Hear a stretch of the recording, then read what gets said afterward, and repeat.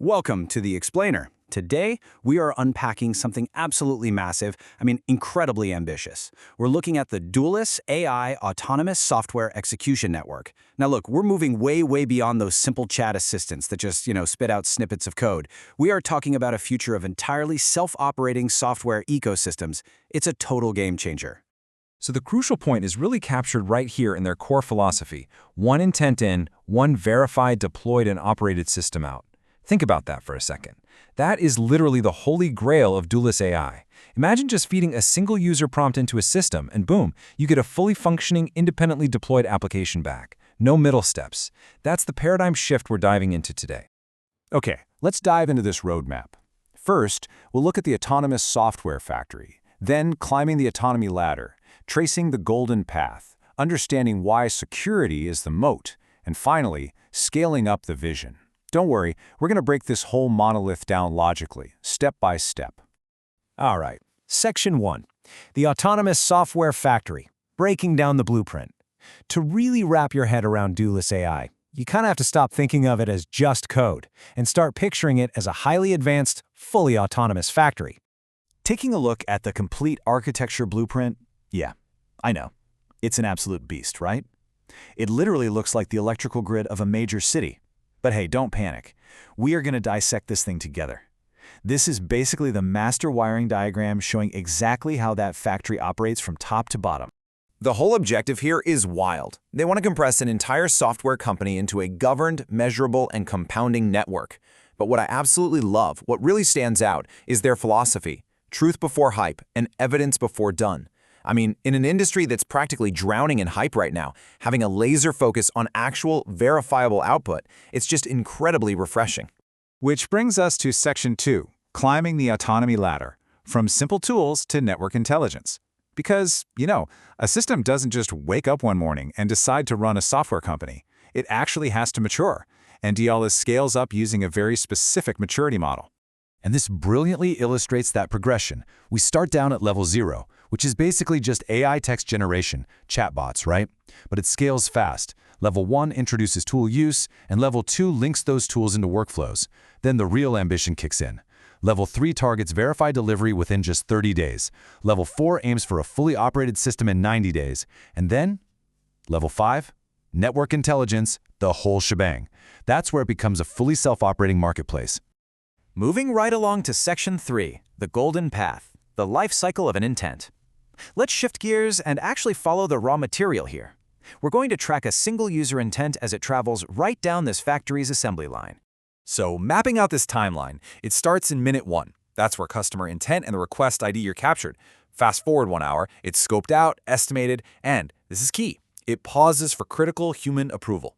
But once you hit approve, well, the next 4 hours are completely autonomous. It builds a mission graph, the swarm executes, and then within 15 minutes you have independent verification and quality gates. Just 5 minutes later, deploy approval and production deploy. Humans sign off early, but the heavy lifting, totally hands-free. So who exactly is doing all that heavy lifting during those 4 hours? Meet the swarm squads. Dulus literally divides its AI workforce into 10 permanent specialized units. We're talking command, product architecture, platform, security, quality, reliability, integrations, growth, customer, the works. It's actually fascinating. It's like they've divided the labor exactly like a traditional human startup team, except it's staffed entirely by autonomous AI agents. And these swarms, they don't just act randomly. They follow a super strict 10-step mission execution protocol.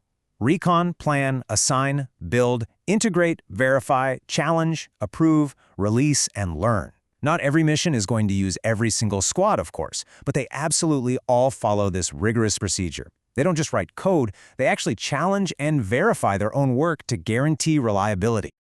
Okay, Section 4. Security is the moat. Inspections on the assembly line. Let's move to and see how this builds into the broader picture, because honestly, an autonomous factory of this massive scale would be incredibly dangerous without some ironclad safety inspections. I actually want to read this powerful quote straight from the source document.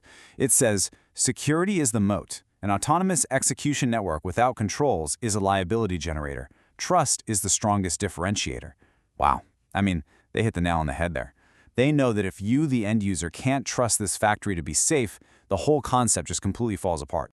So to actually guarantee that trust, They've implemented these critical security dates. It's a default deny network. We're looking at per-tenant workspaces, short-lived credentials, and sandbox execution. But here's the absolutely crucial part. It requires human approval before it can spend money or send messages. You are always in the loop for the big stuff.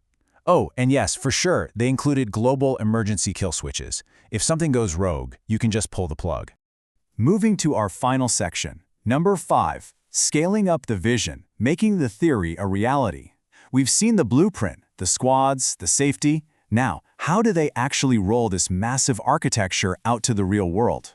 They've mapped out a really aggressive 90-day execution campaign. Days 0 to 3, that's all about establishing truth, getting those initial vendor integrations dialed in. Then, days 4 to 14, they make sure that one path is completely unbreakable.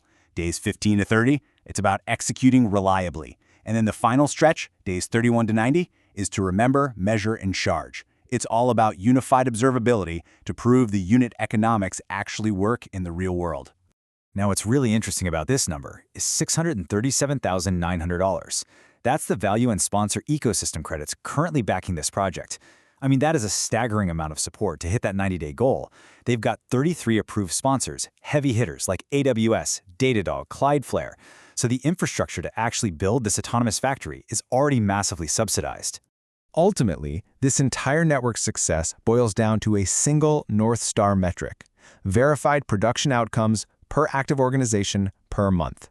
Seriously, forget about counting lines of code or how many tasks the AI attempted. Those are just vanity metrics, right? This is the ultimate growth loop. It's about actual, verified value that is successfully delivered to production. That is the only real measure of success here. Which brings us to a pretty massive question.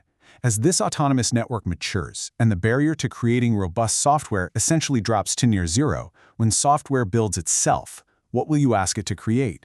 It really makes you think, doesn't it? Well, thank you so much for joining me for this explainer. Keep questioning the future, and I'll catch you next time.